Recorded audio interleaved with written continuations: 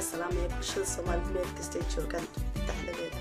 waxaan leeyahay walaalayaal dhamaantii sanad wanaagsan sanadkii aan ku nasano barwaaqo iyo reereen ugu dhamaad Allah inoo dhigo walaalayaal waxaan rabaa in halkaan arrin aad ku soo gudbiyo runtii waan arrin aan aad u dhibsaday waxa jirta qof isticmaalaya Facebook-kayga magaciisi sawirkaygii koow iyo labana ma ahan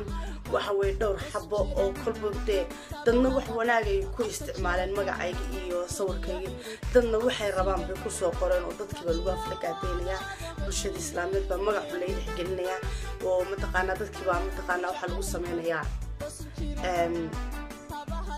ay iyo ay aflagaada ummadii xaqooda aniga iga soo gaarto waxay ii maleeyaan qofkaas magacayga isticmaalaya sida xun oo isticmaalayna aniga aan ahay walaalay waxaan rabaa inaan idin cadeeyo marnaba inaan anigu aan maanta af isugu oolin aan beel Soomaaliyeed ama shakhsi Soomaaliyeed aan ku ay afkeedii malihi qofkaasna waa qof isticmaalaya magacayga iyo sawirkayga tan aniga kaliya ma haysto dhowr fanaan bay haysataa waxaan rabaa inaan idin sheego please qofkaas xumaatada soo qoraya oo magacayga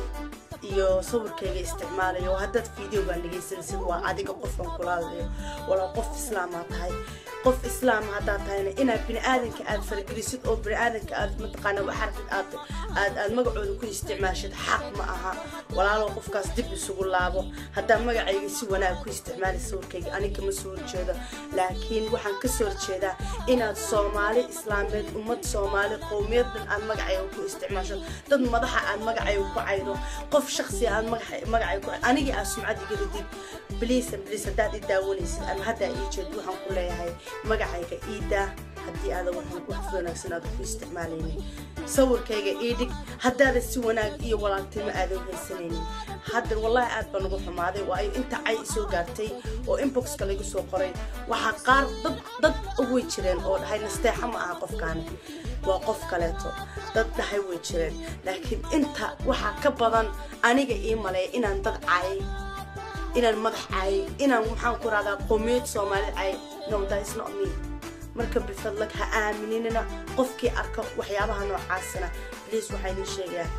xitaa haddaad iga caawin karto anu kala ma aqaan si Facebook looga xiro qofkaas laakiin hadii la iga caawin karo xitaa iga caawiyaa idin dheelaha wallahi waa ku daalo waana ka xumahay aad iyo aad baan ku xumahay waana ka raali gelinayaa intii ii maleysay inaan anu aflagaada geystay aniga ma aha walaalayaal boqolkiiba waa idin ka raali gelinayaa waxaan idin leeyahay walaalayaal qofkaas oo kala hal iska qabto qofkaas oo kala hal iska qabto waa qof ma raadis waa qof aan alla ka baqa waa qof aan calool iyo uur naxamina aan lahayn